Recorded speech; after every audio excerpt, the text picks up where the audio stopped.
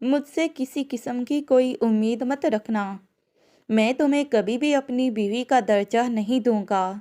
इसके घूंघट की आड़ में छुपे चेहरे को वो बिना देखे फरीजे से नफरत से कहता कमरे से बाहर निकल गया। इसके जाते ही जब्त खोती वो अपने हिनाई हाथों में चेहरा छुपाए फूट फूट कर रो दी।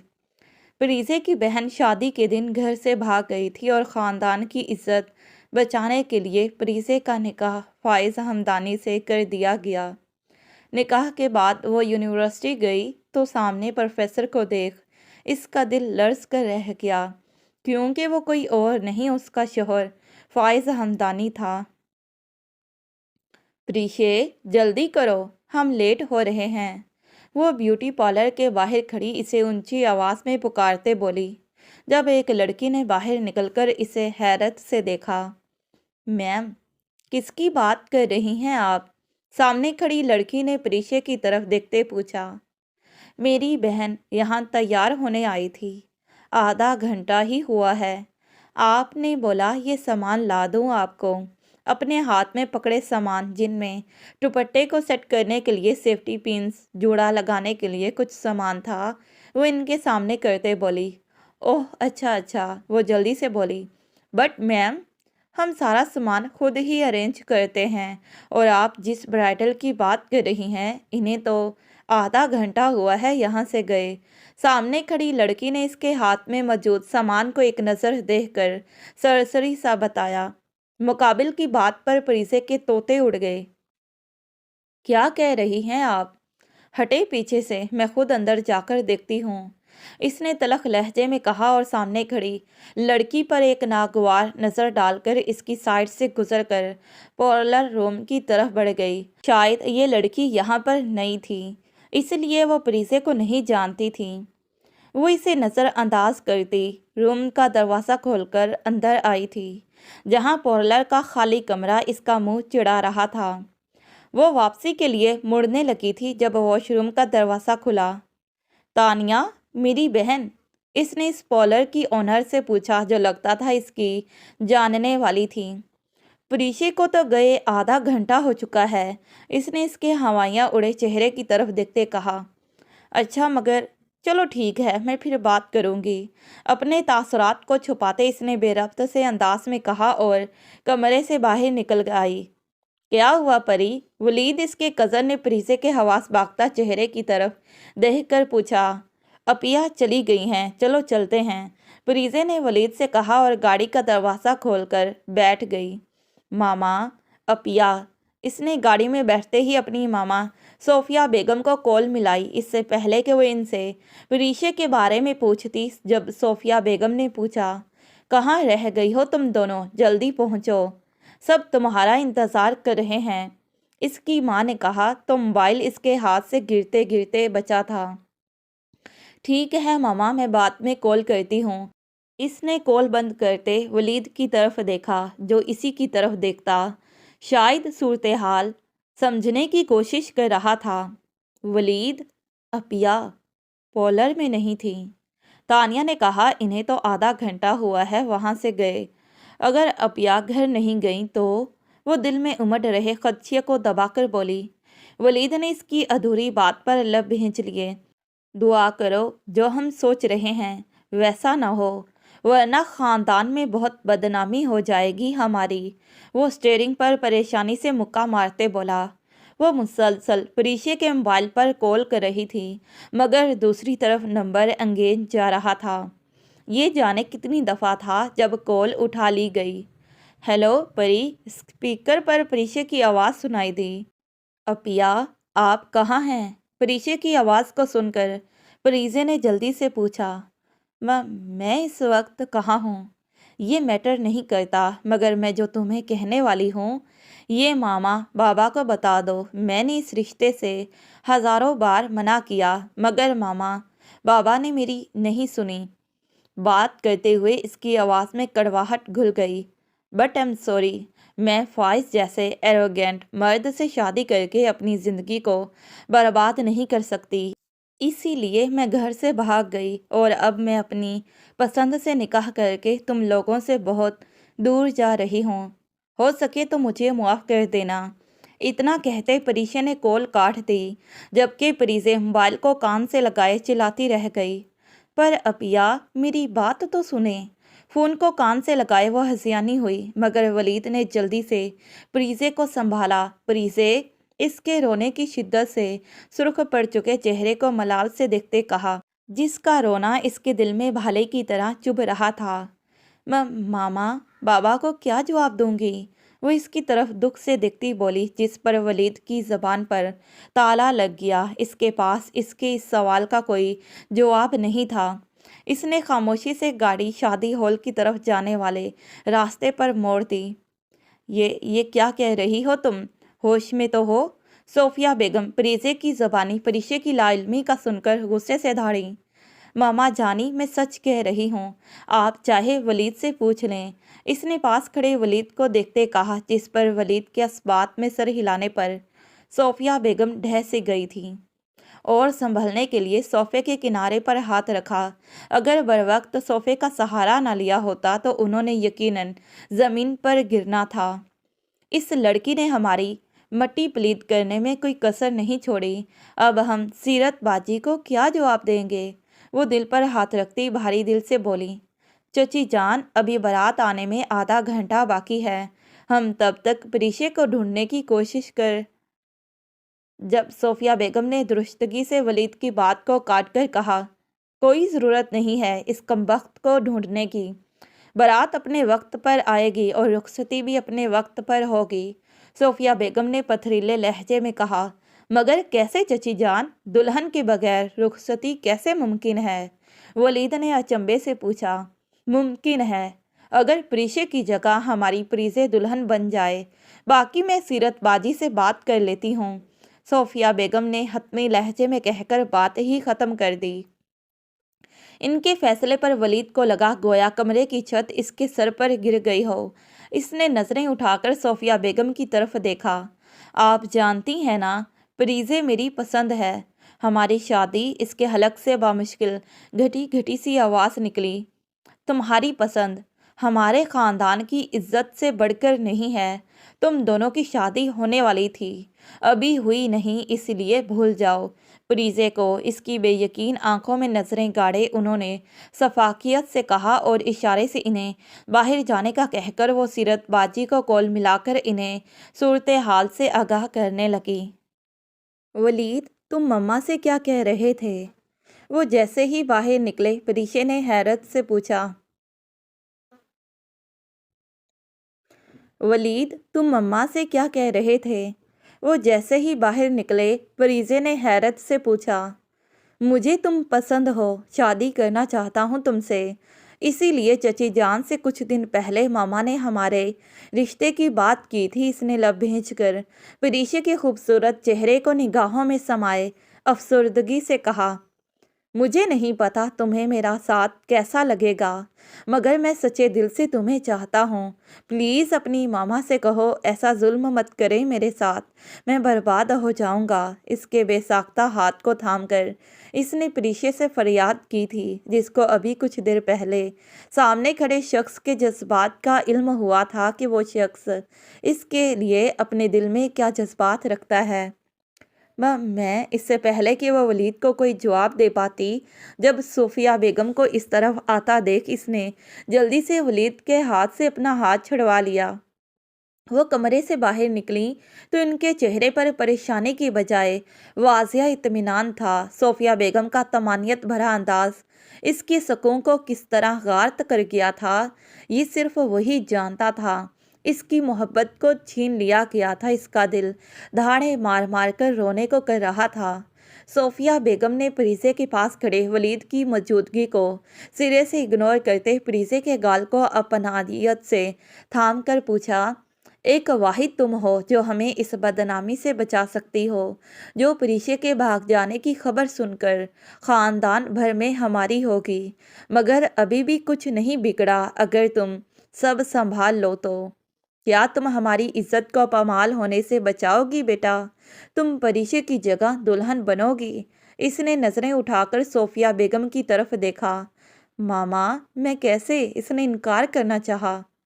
باہر بارات ہماری دہلیز پر آ چکی ہے۔ اگر ہم بارات کو خالی ہاتھ واپس لوٹا دیتے ہیں تو خاندان بھر میں کیا عزت رہ جائے گی ہماری، اور ہمارے لیے اس بدنامی کی کالک کو ساری عمر کے لیے اپنے ماتھے پر سجانے سے بہتر ہے مر جانا ہوگا۔ صوفیہ بیگم نے پریزے پر اس قدر جذباتی وار کیا تھا کہ وہ اپنا بچاؤ بھی نہ کر سکی تھی۔ اپنی ماں کی طرف دیکھتے ان کے لفظوں کے دباؤ پر اس کا سر خود بخود اسبات میں جھک گیا۔ ولید اس کی ہاں پر ڈھہ گیا تھا، جبکہ صوفیہ بیگم نے فاتحہ نظروں سے ولید کی طرف دیکھا اور پریزے کے کمرے کی طرف چل دی۔ نکاح کے وقت اسٹیج پر دلہن بنی پریزے کو دیکھ لوگ آپس میں سرگوشیوں میں چاہ منگوئیاں کر رہے تھے۔ تھوڑی دیر پہلے فائز ہمدانی اور پریزے ہاشمی کا نکاح ہو گیا تھا اور اب وہ دونوں اسٹیج پر ایک ساتھ بیٹھے تھے۔ فائز ہمدانی اس جبری شادی پر بالکل تیار نہیں تھا، مگر اپنی ماں کے دباؤ کی وجہ سے مان گیا تھا، اور اب اس نے نفرت سے اپنے پہلو میں بیٹھی پریزے کو دیکھا اور نظریں سامنے کی طرف پھیر لیں، کیونکہ دونوں کا فوٹو شوٹ ہو رہا تھا۔ جیسے ہی یہ ڈرامہ ختم ہوا، اس نے شکر کا سانس لیا اور اپنی گاڑی میں آ کر بیٹھ گیا۔ وہ اپنی ماں کی دعاؤں اور چھاؤں میں رخصت ہو کر فائز ہمدانی کے ساتھ ہمدانی مینشن آ گئی۔ سیرت خالہ نے دل میں کوئی میل رکھے بغیر اسے پورے دل سے خوش آمدید کہا۔ روایتی رسمیں ادا ہونے کے بعد سیرت بیگم خود پریزے کو فائز ہمدانی کے کمرے تک لے آئیں۔ دروازے پر رکتے ہوئے انہوں نے مسکراتے ہوئے کہا، اللہ تمہاری زندگی کو خوشیوں سے بھر دے بیٹا، اور پھر وہ پریزے کو اس کی نئی زندگی کے آغاز کے لیے ڈھیروں دعائیں دیتی کمرے سے باہر نکل گئیں۔ رات کے 2:30 بج رہے تھے۔ اس کی بیٹھے بیٹھے کمر اکڑ چکی تھی، مگر فائز ہمدانی ابھی تک کمرے میں نہیں آیا تھا۔ اس نے گھڑی پر وقت دیکھ کر تھکن سے گہرا سانس بھرا اور چینج کرنے کے خیال سے اس سے پہلے کہ وہ بیڈ پر سے نیچے اترتی، جب دروازے پر آہٹ ہوئی تھی، فائز ہمدانی کے خیال سے وہ واپس اپنی جگہ پر آئی اور گھونگھٹ اوڑھ کر بیٹھ گئی۔ دوسری طرف فائز ہمدانی کمرے میں داخل ہوا تو اسے یوں اپنے بیڈ پر استیدہ دیکھ کر وہ شدید کوفت کا شکار ہوا تھا۔ وہ آج کی رات کم سے کم اس لڑکی کو اس جگہ پر ایکسپیکٹ نہیں کر رہا تھا۔ وہ بھاری قدموں سے چلتا ہوا بیڈ کے قریب آیا۔ اس کے بھاری قدموں کی چاہ پر پریزے کا معصوم دل خوف سے کانپ رہا تھا۔ وہ بخوبی اپنے قریب اس کی موجودگی کو محسوس کر سکتی تھی۔ گھونگھٹ کی آڑ میں جھکا ہوا سر اس کے خوف سے مزید جھک گیا۔ مجھ سے کسی قسم کی کوئی امید مت رکھنا، میں تمہیں کبھی بھی اپنی بیوی کا درجہ نہیں دوں گا۔ اس کے گھونگھٹ کی آڑ میں چھپے چہرے کو وہ بغیر دیکھے بولا اور ایک نفرت بھری نظر اس کے کپ کپاتے وجود پر ڈال کر کمرے سے باہر نکل گیا۔ دوسری طرف اپنے لفظوں کا زہر جو وہ اس کے کانوں میں انڈیل کر گیا تھا، وہ بت بنی اسے کمرے سے باہر جاتا دیکھ رہی تھی۔ اس کے جاتے ہی ضبط کھوتی وہ اپنے حنائی ہاتھوں میں چہرہ چھپائے پھوٹ پھوٹ کر روتی۔ اپنی اس بے قدری پر اس کا دل خون کے آنسو رو رہا تھا، اور روتے ہوئے کب اس کی آنکھ لگ گئی اسے پتہ ہی نہ چلا۔ صبح اس کی جلدی آنکھ کھل گئی تھی۔ اس نے گھڑی پر وقت دیکھا تو 5 بج رہے تھے۔ نماز کے لیے وقت تھا۔ اس نے وضو کر کے نماز پڑھی اور آخر میں اس نے اس رشتے میں ثابت قدم رہنے کے لیے اللہ سے اپنے لیے صبر و استقامت مانگا تھا۔ نماز پڑھ کر فارغ ہوئی تو اس نے دوپٹہ بیڈ پر پھیلا دیا اور ڈریسنگ ٹیبل کے آگے کھڑی ہو کر اپنے بال بنانے لگی۔ بال بنانے کے بعد اس نے ہلکا سا میک اپ کیا اور اپنے گوداز ہونٹوں پر لپسٹک کا فائنل ٹچ دے رہی تھی جب کمرے پر دستک ہوئی۔ دستک کی آواز پر اس کے لپسٹک لگاتے ہاتھ لمحے کے لیے رک گئے اور آئینے میں ایک نظر دیکھا، جہاں اس نے ہلکا پھلکا سا تیار ہو کر اپنے چہرے پر رقم اپنی گزشتہ رات کے دکھ بھرے افسانے کو چھپا لیا تھا۔ ایک گہرا سانس لے کر اس نے چہرے پر مسکراہٹ سجائی اور دروازے کی طرف بڑھ گئی۔ دروازہ کھولنے پر اس کا سامنا سیرت خالہ سے ہوا۔ سیرت خالہ نے اس کے کھلے ہوئے روپ کو دیکھ بے اختیار ماشاءاللہ کہا اور محبت سے اس کی پیشانی کو چوم لیا۔ چلو نیچے، ناشتے پر سب تمہارا انتظار کر رہے ہیں، انہوں نے لگاوٹ سے کہا۔ خالہ جانی، ماما نے کال کی تھی مجھے، وہ بھی ہمارے لیے ناشتہ لے کر آ رہی ہیں۔ ان کے ساتھ ساتھ چلتے اس نے सीरत बेगम को अपनी माँ का पैगाम दिया, जिस पर वो मुस्कुराकर बोली, वो भी नीचे मौजूद हैं, सिर्फ तुम्हारे इंतज़ार में। हमने सब घर वालों को नाश्ते से रोक रखा है, इवन तुम्हारे शोहर नामदार को भी। सीरत बेगम ने शरारत से इसे छेड़ा, जिस पर वो झिप सी गई। वो नीचे आई तो पुरतकल्लुफ़ माहौल में खाना खाया गया। वो डाइनिंग टेबल पर फ़ाइज़ के साथ बैठने से डर रही थी, मगर सीरत खाला के कहने पर वो ज़रा डरते हुए फ़ाइज़ के साथ कुर्सी घसीट कर बैठ गई। नाश्ते के दौरान फ़ाइज़ हमदानी का अंदाज़ बिल्कुल लिया दिया सा था। इसने खुदा का शुक्र अदा किया था कि कम से कम फ़ाइज़ ने इसे यहाँ किसी के सामने शर्मिंदा नहीं होने दिया था। शाम को इन दोनों का वलीमा था। फ़ाइज़ के ठंडे रवैये पर वो बेदिली वलीमे की तकरीब का हिस्सा बनी थी, मगर वापसी पर अपने शरारती कज़नों की छेड़खानियों पर वो टमाटर की तरह सुर्ख हो रही थी।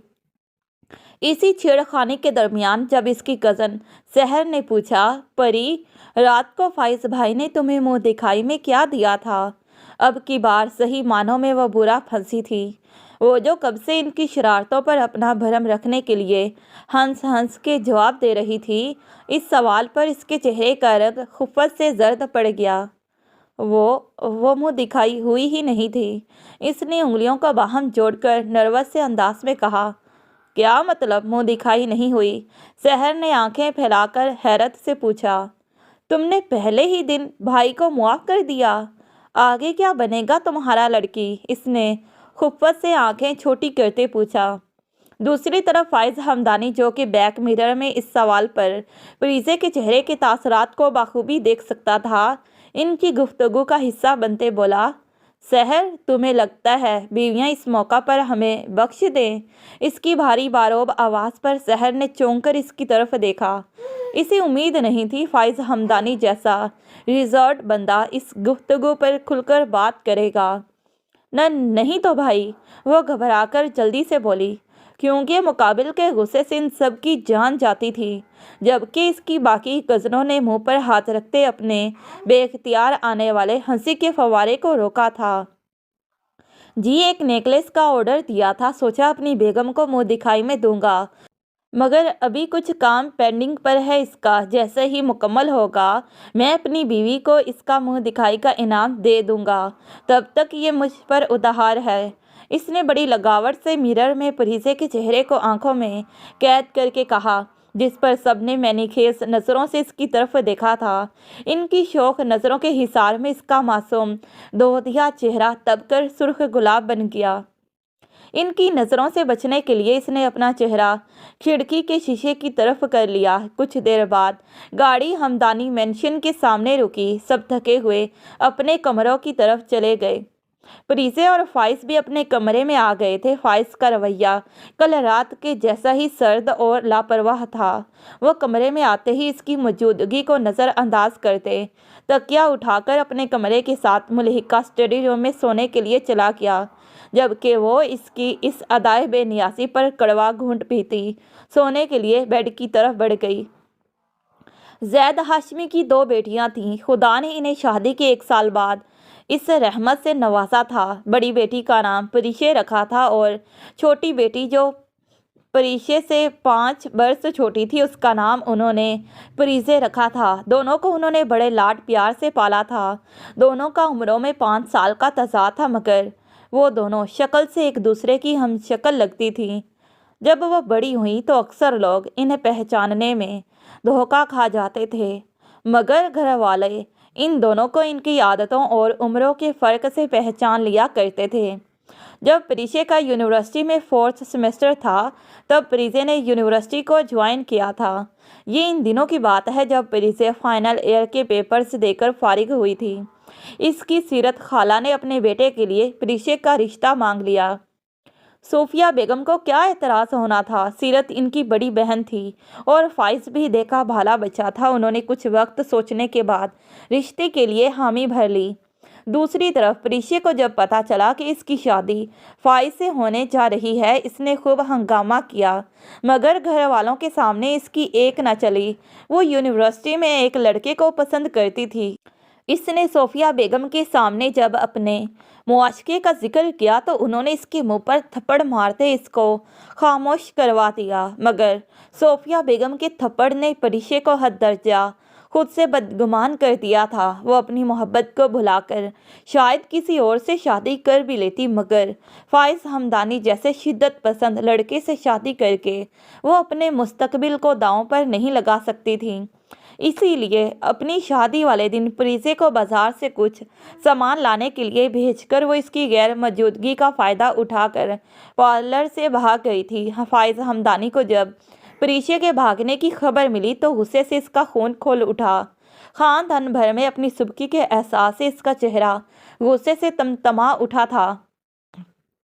اسے پریشے سے کوئی جنونی قسم کی محبت نہ تھی، مگر جب اس کی ماں نے اس کے سامنے پریشے سے شادی کا ذکر کیا تو وہ مان گیا، اور اب تو وہ پریشے کو پسند بھی کرنے لگا تھا۔ ان دونوں کی عمروں میں کوئی خاص فرق نہیں تھا، صرف 2-3 سال کا فرق تھا۔ یہی وجہ تھی کہ اسے تب اس شادی سے کوئی خاص اعتراض نہ ہوا تھا، مگر اب جب اس کی شادی پریزے سے ہوئی تو اسے اس اچانک بدلاؤ پر شدید تاؤ آیا تھا۔ پریشے کے ساتھ تو وہ ایڈجسٹ کر بھی لیتا، مگر پریزے اس سے 8 سال چھوٹی تھی، جس کی وجہ سے اس رشتے کو ہضم کر پانا اس کے لیے مشکل ہو رہا تھا۔ فائز اپنے ماں باپ کا اکلوتا چشم و چراغ تھا۔ بہت زیادہ لاڈ پیار کی وجہ سے اس کی طبیعت میں ایک عجیب سا ٹھہراؤ آ گیا تھا، جس کی وجہ سے خاندان بھر میں اس کا رعب و دبدبہ کافی مشہور تھا۔ مگر اس کی ایک ڈارک سائڈ یہ بھی تھی کہ وہ جتنا اوپر سے سخت نظر آتا تھا اتنا ہی اپنے رشتوں کو لے کر احساس تھا۔ اپنے بابا کی وفات کے بعد وہ بہت حساس ہو گیا تھا، اس لیے جب اس کی ماں سیرت نے پریزے سے شادی کرنے کا کہا تو اس نے بادل نخواستہ اپنی ماں کی خوشی کے لیے اس رشتے کے لیے حامی بھر لی۔ اس نے پریزے کو منہ دکھائی کے لیے جو نیکلس دیا تھا بنوانے دے دیا تھا، تاکہ کوئی بھی پھر سے اس بابت نہ پوچھ لے۔ وہ اپنی نجی زندگی کے ایشو کو لوگوں کے سامنے شو آف کر کے کسی کو خود پر بولنے کا موقع نہیں دینا چاہتا تھا۔ شادی کی رونقیں ختم ہوئی تو زندگی ایک بار پھر معمول پر آ گئی تھی۔ وہ دونوں سیرت بیگم کے سامنے شرافت سے بیٹھے ناشتہ کر رہے تھے۔ پریزے کو آج یونیورسٹی جانا تھا، اس کے 2nd ٹرم کے ایگزام شروع ہونے والے تھے، اس لیے اس نے رات کو ہی فائز سے اجازت لے لی تھی، اور حیرانگی کی بات تھی وہ خاموشی سے مان بھی گیا تھا۔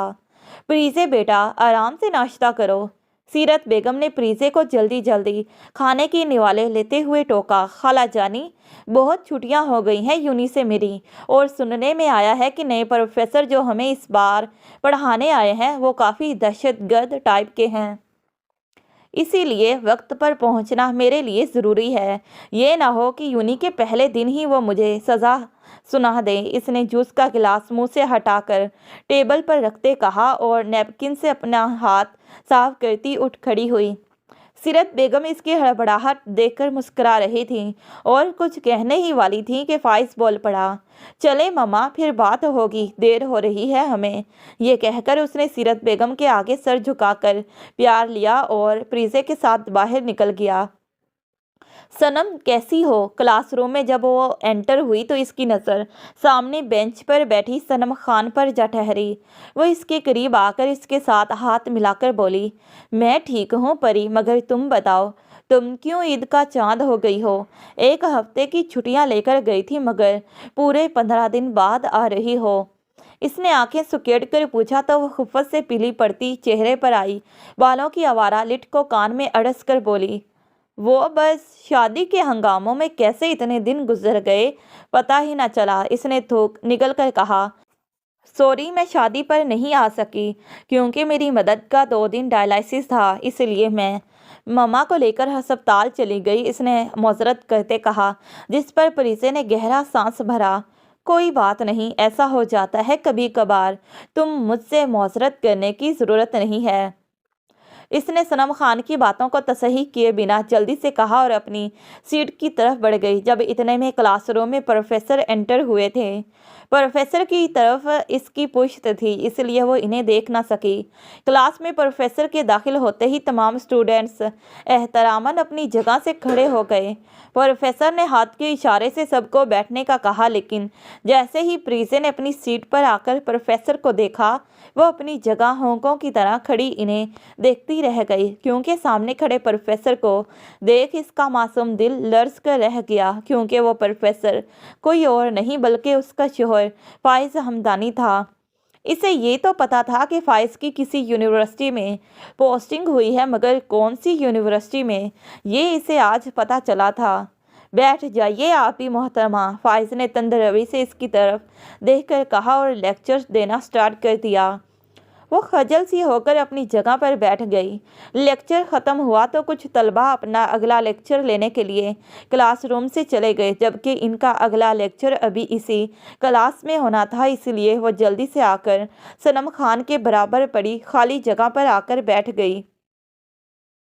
तुमने मुझे बताया नहीं, ये दहशतगर्द प्रोफेसर कोई और नहीं बल्कि प्रोफेसर फाइज हमदानी है। इसने सनम खान के कंधे पर चुटकी काटते इसके लीते लिए, जिस पर वो कंधे को मसलते बोली, क्या फ़र्क पड़ता है इससे, मगर जो भी है, तुम्हारे बहनोई ने तुम्हारी भरी क्लास में इज्जत खाक में मिला दी। इसकी बात पर इसे खांसी का शदीद दौरा पड़ा।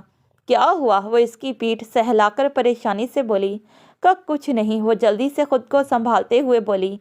इस दौरान लेक्चर लेने के लिए प्रोफेसर क्लास में एंटर हुए। यार, आज तो नए नए चेहरे देखने को मिल रहे हैं। इसके कान में मुंह घुसेड़े प्रीजे ने मुंह बनाकर कहा तो सनम ने मुंह पर हाथ रखते हंस कर कहा, डियर, ये चेहरे हम पिछले 10 दिनों से देख रहे हैं, तुमने आज देखे हैं, ये और बात है। और हाँ, ये प्रोफेसर काशिफ हैं। सुनने में आया है कि ये प्रोफेसर फाइज के चचा साथ कज़न लगते हैं। इसकी बात को सुनकर इसने लब भींच कर कहा, लगता है इस यूनिवर्सिटी को आबाद करने का बेड़ा पूरे ख़ानदान ने उठा लिया है। इसकी बात पर सनम खी खी करके हंस दी। लेक्चर ख़त्म हुआ तो वो दोनों कैंटीन एरिया चली आईं। कैसी हो? वो दोनों कैंटीन एरिया से बाहर जा रही थी तो वलीद से इसका सामना हो गया। वलीद से इसका सामना ना हो, वो सारा दिन क्लासरूम में रही थी, मगर अब इसने निचला लब काटा और ये सोचते हुए ठंडी आह भरी के भला एक ही यूनिवर्सिटी में पढ़ते हुए कैसे मुमकिन था कि इन दोनों का एक दूसरे से सामना ना हो। फाइन, तुम कैसे हो? इसने हाथ मिलाते पूछा। तुम बताओ कैसा हो सकता हूँ? इसने उल्टा सवाल किया तो वह नज़रें झुका गई। वलीद, फिर बात होगी, हमारा लेक्चर शुरू होने वाला है। इसके सवाल पर इसने पहलू बदला। वो जिस सवाल से अपना दामन छुड़वा रही थी वही इसके सामने आ खड़ा हुआ था। इसने मसरूफ़ से अंदाज में इसे जवाब दिया और सनम को लिए वहाँ से निकल गई। कैसा गुजरा तुम्हारा पहला दिन? वो दोनों घर आए तो सीरत खाला ने प्रीजे से पूछा। अच्छा रहा, इसने आहिस्तगी से जवाब दिया। खाना गर्म करवाती हूँ मैं तुम दोनों के लिए। वह इन दोनों पर एक नज़र डालकर वहाँ से उठ गई, जबकि फाइज चेंज करने के लिए कमरे में चला गया था। इसके पीछे प्रीजे भी चल पड़ी। वो जब कमरे में आई तो फाइज ड्रेसिंग रूम में बंद हो चुका था। इसने ड्रेसिंग रूम के बंद दरवाजे को देखा और बेड पर आकर बैठ गई। थोड़ी देर में फाइज चेंज करके बाहर निकला तो वो भी ड्रेसिंग रूम की तरफ बढ़ती, जब फाइज ने इसे आवाज़ देकर रोक लिया। सुनो, वलीद से दूर रहना, यूनी में मेरी बहुत अच्छी रेपुटेशन है। मैं नहीं चाहता जिस तरह तुम्हारी बहन ने ख़ानदान भर में मेरी इज्जत का जनासा निकाल दिया, सेम तुम भी कोई मेस क्रिएट करो, so stay away from him. बेहद रुखाई से कहते वो कमरे से बाहर निकल गया, जबकि इसके लफ्ज़ों के नुकीले भाले इसके नाजुक दिल को घायल कर गए थे। इसके तंज पर प्रीजे की नीली आंखों में आंसू भर आए, जिनको वह बेदर्दी से साफ करती ड्रेसिंग रूम में बंद हो गई। दिन यूं ही मामूल के मुताबिक गुजर रहे थे। वो दोनों यूनिवर्सिटी में अजनबियों की तरह रहते। यूनिवर्सिटी में किसी को भी नहीं पता था कि इन दोनों का आपस में क्या रिलेशन है। इसकी क्लास की लड़कियां अक्सर इसके सामने फाइज की खूबसूरती का दम भरती नजर आती। इन्हें प्रोफेसर फाइज जैसा रूड एरोगेंट शख्स अपने लिए आइडियल लगता था। इसका बस नहीं चलता था कि इन लड़कियों का मुंह नोचकर कहे कि वो खड़ूस शख्स इसका मिस्टर राइट है, मगर फाइज की बेरुखी इसके आड़े आ जाती ही। وہ کیسے کہتی کہ اس کی بے رخیوں سمیت اسے اس شخص سے اپنایت ہونے لگی ہے؟ جانے کب، کیسے اور کون سے پل وہ اس کے دل کے تاروں کو چھیڑ گیا، اس سے خبر ہی نہ ہو سکی۔ ایک بات جو اس کے دل نے تسلیم کر لی تھی کہ فائز ہمدانی کی بے پناہ بے رخیوں سمیت وہ اسے بے پناہ شدتوں سے چاہنے لگی تھی۔ اب وہ پہلے کی طرح اس کی کڑوی کسیلی باتوں پر آنسو نہیں بہاتی تھی، بلکہ اس کی ڈانٹ کو انجوائے کرتی تھی، جس پر فائز بھی جھنجھلا جایا کرتا تھا، اور اس کا جھنجھلاہٹ بھرا انداز ہی تو اسے اپنی جانب اپیل کرتا تھا۔ ایک دن اس نے جب صنم خان کے منہ سے بھی فائز کے لیے باقی لڑکیوں کی طرح توصیفی کلمات سنے تو اس نے اس بیچاری کو بھی بری طرح جھڑک کر رکھ دیا۔ آج اسے رات سے تیز بخار تھا۔ سیرت خالہ نے اسے یونیورسٹی جانے سے منع کیا تھا کہ وہ آج یونیورسٹی جانے کی بجائے ان کے ساتھ ہسپتال میڈیسن لینے جائے، مگر اس نے یہ کہہ کر انہیں منع کر دیا کہ آج اس کا یونیورسٹی جانا بہت ضروری ہے۔ اس کا آج فائنل پیپر ہے جسے دینے کے لیے اس کو ہر حال میں جانا ہوگا۔ وہ واپسی پر ہسپتال سے اپنا چیک اپ کروا لے گی۔ اس کی ضد پر وہ خاموش ہو گئی اور اسے یونیورسٹی جانے دیا، کیونکہ فائز بھی گھر پر نہیں تھا، جسے کہہ کر وہ اسے پہلے میڈیسن دلانے کا کہتی۔ فائز پچھلے 2 دن سے گھر نہیں آیا تھا۔ وہ اپنے کسی کام کے سلسلے میں شہر سے باہر گیا ہوا تھا۔ اس کے جانے کے بعد جب سیرت بیگم کی فائز سے بات ہوئی تو وہ یونیورسٹی میں اس کی موجودگی کا جان کر بے فکر ہو گئی کہ چلو اب اس کا شوہر آ گیا ہے تو خود ہی اس ضدی لڑکی کو سنبھال لے گا۔ وہ یوں ہی بخار میں پھنکتی ہوئی یونیورسٹی آئی تھی۔ جیسے تیسے وہ پیپر دے کر ہال سے باہر نکل آئی۔ اس کا ارادہ اب گھر جانے کا تھا۔ کمزوری کے باعث اس سے چلا نہیں جا رہا تھا۔ کوریڈور سے گزرتے ہوئے وہ ایک سیمنٹ کی خالی بینچ کو دیکھتے سستانے کے لیے وہیں پر بیٹھ گئی۔ سوچ یہی تھی کہ وہ تھوڑی دیر آرام کر لے پھر گھر جائے گی، مگر بخار نے اس کے وجود سے جیسے ساری انرجی نچوڑ لی ہو۔ اتنے میں اس کے پہلو میں کوئی آ کر بیٹھا تھا۔ اس نے نظریں اٹھا کر دیکھا تو سامنے ولید تھا۔ ولید تم یہاں؟ اس سے فاصلہ بناتے ہوئے اس نے کمزور سی آواز میں پوچھا۔ بات کرنی ہے مجھے تم سے، اس کے بخار سے ستے چہرے کو مخمور نظروں سے دیکھتے بولا۔ اس کا دور ہونا اس نے بخوبی نوٹ کیا تھا۔ اس نے ضبط سے اپنی انگلیاں بھینچی تھیں۔ مگر مجھے بات نہیں کرنی تم سے، تم جاؤ یہاں سے، اس نے درستگی سے کہہ کر وہاں سے اٹھنا چاہا، جب وہ اس کے ہاتھ سے پکڑ کر اس کو پھر سے واپس اپنی جگہ پر بٹھا گیا تھا۔ سمجھ نہیں آ رہی تمہیں؟ مجھے تم سے کوئی بات نہیں کرنی اور جانے دو مجھے۔ اس کے ہاتھ سے غصے سے اپنے ہاتھ کو چھڑوا کر اس نے کہا اور اٹھ کھڑی ہوئی۔ اسے بات نہ سنتے دیکھ ولید کو اب کی بار اس پر شدید غصہ آیا تھا۔ وہ بمشکل 2 قدم ہی چلی ہوگی جب وہ اس کی بازو سے پکڑ کر اس کا رخ اپنی جانب کیا تھا۔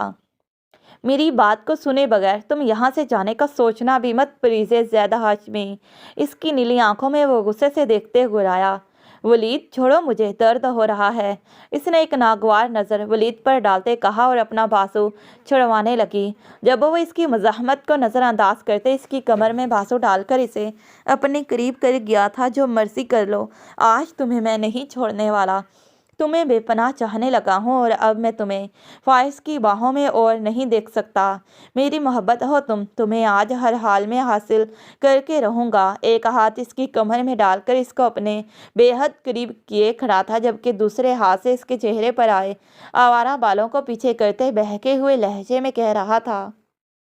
اس کے بہکے ہوئے انداز پر پریزے کے رنگوٹے کھڑے ہوئے تھے۔ وہ مسلسل مزاحمت کرنے کی کوشش کر رہی تھی، مگر اس کے تنگ حصار میں وہ بے بس ہو رہی تھی۔ چھوڑ دو مجھے پلیز۔ بے بسی سے اس کی آنکھوں سے گرم سیال بہنے لگا، جبکہ وہ اس کے آنسوؤں کو بے دردی سے پونچھتا اس کی تپتے ہونٹوں پر اپنے لب رکھنے کا خواہش مند تھا۔ اس سے پہلے کہ وہ اس کے ہونٹوں پر لب رکھ کر اپنی خواہش کو پورا کر پاتا، جب پیچھے سے اس کی شرٹ کو دبوچ کر کسی نے اسے پریزے سے دور دھکیلا تھا۔ پریزے اس اچانک لگنے والے دھچکے سے لڑکھڑاتے زمین بوس ہوئی تھی۔ کمینے، تیری ہمت کیسے ہوئی میری بیوی کو چھونے کی؟ فائز اس کے منہ پر گھونسا مارتے دھاڑا۔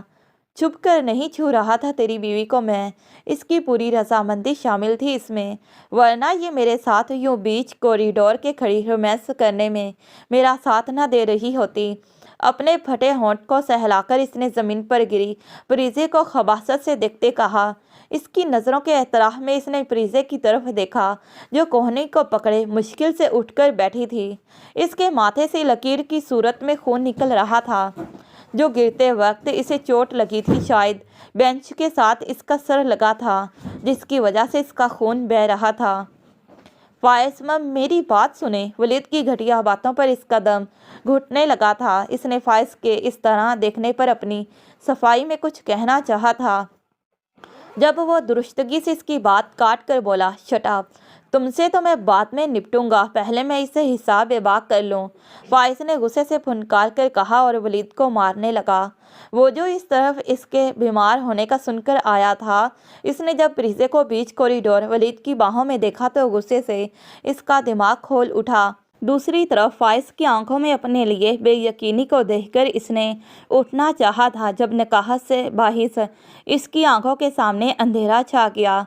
इस हंगामे पर यूनिवर्सिटी के इस हिस्से में तलबा और प्रोफेसर का हजूम इकट्ठा हो गया। काशिफ ने आगे बढ़कर वलीद का गिरबान इसके हाथ से छुड़वाया और परीजे की तरफ इशारा किया कि परीजे को इसकी ज़रूरत है। इसने परीजे की तरफ देखा, जो कॉरिडोर के ठंडे फर्श पर बेसुध पड़ी थी।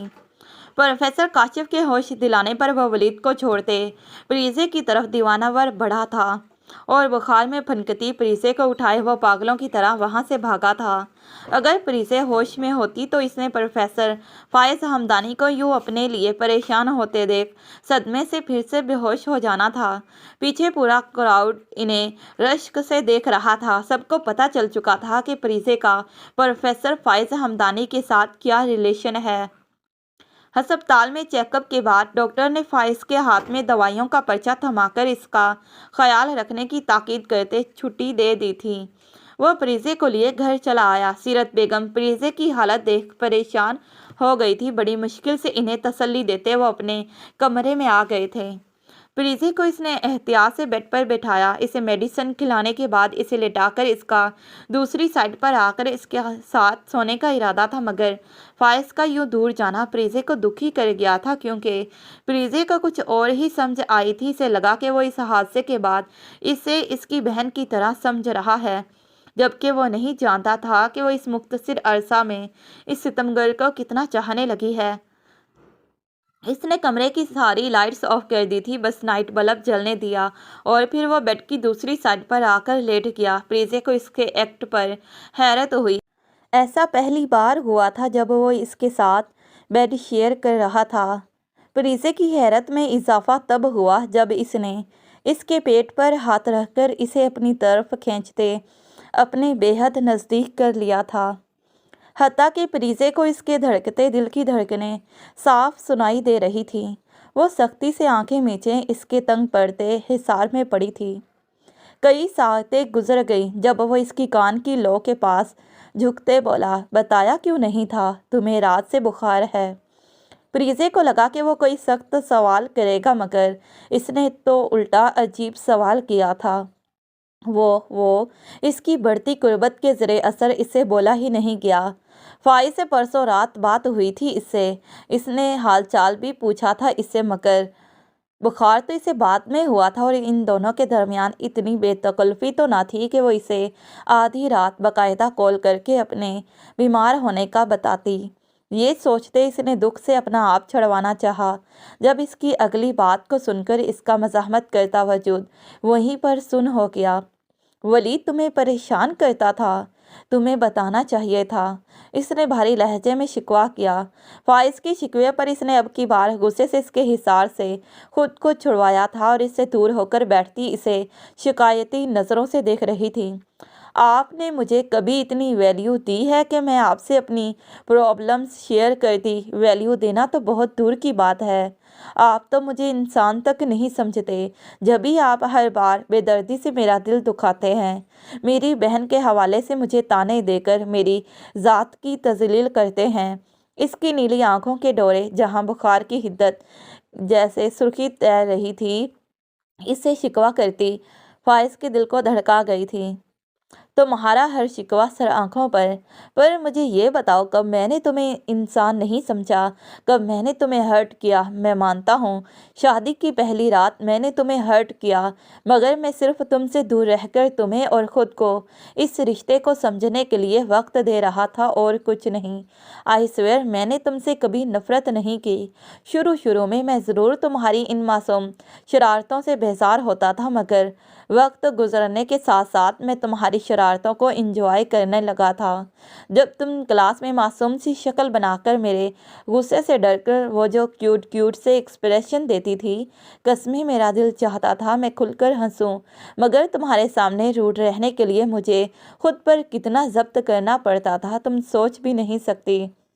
तुम अच्छी लगने लगी थी मुझे, मगर मैं चाहता था कि मैं तुम्हारे फाइनल ईयर के एग्ज़ाम के बाद बाकायदा अपने रिश्ते की नए सिरे से शुरुआत करूं, और आज मेरा इरादा यही था। मामा ने मुझे कॉल पर तुम्हारी तबीयत का बताया तो मैं परेशानी से अपने सारे काम छोड़े सिर्फ तुम्हारी तरफ आ रहा था, मगर जो हुआ इसने इस पल को याद करते तासुब से लब भींच लिए। देखो मैं तुम्हें चाहने लगा हूँ, और आज से बल्कि अभी से इस रिश्ते की शुरुआत करना चाहता हूँ। अगर तुम्हें एतराज़ है तो बता दो, क्योंकि मैं मज़ीद हमारे रिश्ते को इंतज़ार की सूली पर नहीं लटका सकता। प्रीज़े को शानों से थाम कर इसने मोहब्बत से कहा, मुझे कोई एतराज़ नहीं है, मगर आप मुझे ताने नहीं देंगे ना अब? इसने फिर से पूछा जो गुज़िश्ता रोज़ फ़ाइज़ ने इसे परीक्षा के हवाले से ताना मारा था। आई एम सॉरी, मुझे ऐसा नहीं कहना चाहिए था। इसकी आंखों पर आई नमी को लबों से छूकर इसने नरमी से कहा, अब इजाज़त दो जाना, हम दोनों एक दूसरे को मुकम्मल कर लें। इसके चेहरे पर अपनी गर्म सांसों को छोड़ते इसने मखमूर लहजे में कहा, जिस पर प्रीज़े ने शर्माकर सर झुका लिया। इसकी खामोश इजाज़त पर वो इसे बेड पर लेटाते इसके ऊपर घना साया कर गया। ख़त्म शुद। तो प्यारे रीडर्स, आप सबको ये नॉवल कैसा लगा?